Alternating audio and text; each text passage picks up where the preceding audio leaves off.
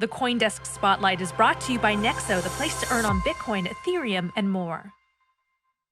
If you're a student who believes blockchain, cryptocurrencies, and Web3 are the future, it makes sense you'll want to attend a school that offers rich course offerings in that nascent space. Introducing the top universities for blockchain by CoinDesk, just out right now, minutes ago, a resource for people who want to learn about blockchain. Joining us now is Reuben Youngblom, a researcher from Stanford and MIT who leads the projects and its findings. All right, Reuben, welcome to the show. So give us some of your main takeaways from this report. Well, I think one of the things that was really interesting that we weren't necessarily expecting is how overrepresented technological universities are here. You know, people kind of think about, we have a picture in our head of which universities are at the top. It tends to be in America, you know, the Ivy Leagues. But when you actually look at these rankings, we go through and a lot of the universities are focusing very, very heavily on the tech side of blockchain, which that's very exciting. And I get that it's a new technology and people want to study it. Oh, here's the rankings here. You can see that a lot of these are tech universities. Yeah, but I'm really excited for this to kind of trickle down. Yeah, that's right. National University of Singapore. Yep. So this raises all kind of a much larger question, just about like blockchain education in general. Do you think why is it necessary to even study blockchain technology or crypto in schools? Are you focusing mostly on grad schools or undergrad? And, because for a lot of like startups and entrepreneurs, they're talking about dropping out of school. So do you really need this as part of an education program? Yeah, so we really tried to take a holistic look at these universities. So we factored in undergrad programs, grad programs, and even some of the aspects of schools that aren't necessarily tied to the student side, such as the research that the faculty is doing. But I think that the reason why universities are so important in the blockchain space is that they really are a hub for innovation, for knowledge, for research, and a lot of developments in the blockchain space, that are really core to what we do, have come out of universities, if not directly and completely out of universities, at least through partnerships with industry. I think your larger question about the value of university education is really interesting, and I think we actually have an article that dives into that that's being released as part of this universities package.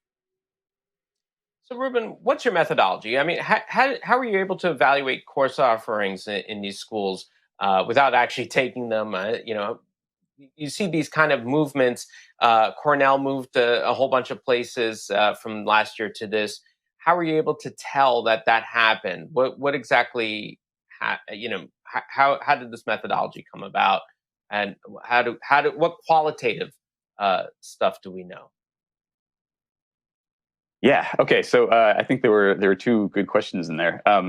So one is about the methodology. We did a full methodology write-up, and I would encourage anybody that's interested to check it out. And we're trying to be absolutely as transparent as possible with the data. So we have a pretty massive data set that we're happy to share, to talk to people about. But we really dove in and as much as possible use quantitative data. So when we looked at things like courses, the quantitative side of that is how many are there, what departments are they in, how thoroughly is this kind of spread across the school rather than being concentrated in one department. But then we also did gather a bunch of qualitative data. So we did a lot of survey data and really looked at what people thought about these universities and the courses, and that factored in fairly heavily in our methodology as well.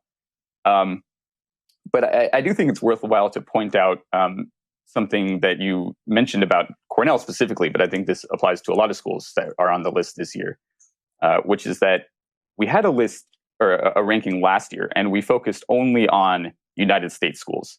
And that was it was a resource constraint. We thought, let's put out this ranking, really kind of hone our methodology, and we'll focus on the United States, and that is great for kind of a pilot.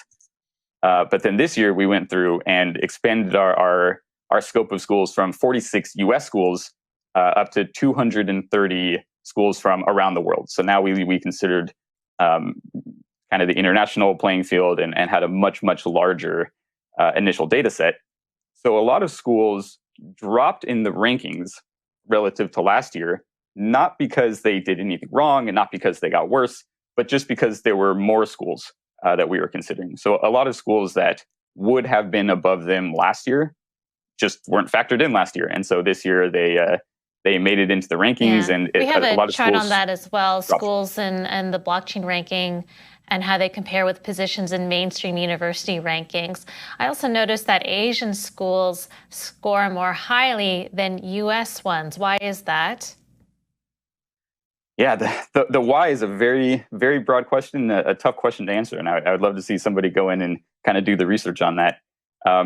It's a mix of just, they have a lot of really great schools in Asia, a mix of these schools focusing on the technology, and also possibly just there's a lot in that environment that's a little bit more friendly to blockchain. You know, it's a little more clear. Is the US falling behind? I guess the question is there. Ooh, that's a tough question. I think that every country is kind of struggling a little bit to figure out how to really approach blockchain.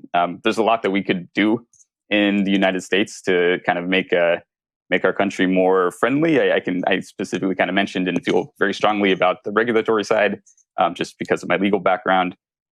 But I think that doesn't hurt what's happening in Asia. But you're right that they are doing some really great work in Asian universities. And I also just want to bring up this last chart on the rankings against the cost of tuition. What do we learn from this chart? Well, so this chart in and of itself is just pure data, and so it's you should look at it and you can kind of take your own takeaways out of it. But the way that it at least looks to me that I think is kind of interesting is it highlights the high and I think still rising tuition costs in the United States. Which is the yellow dots there on the top. Right, which are the yellow. It was, we thought about doing something, we had a lot of questions internally, like, do we put a regression line here? How do we kind of show this? And thought it might be a little embarrassing to show, a stark line between the United States and the rest of the world. So. Did you do any work on gender breakdowns in blockchain education?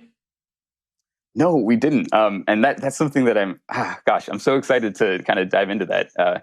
Every year we think about these rankings and how we can make them bigger and better next year. And that's something that if not us, somebody I think really needs to do that research.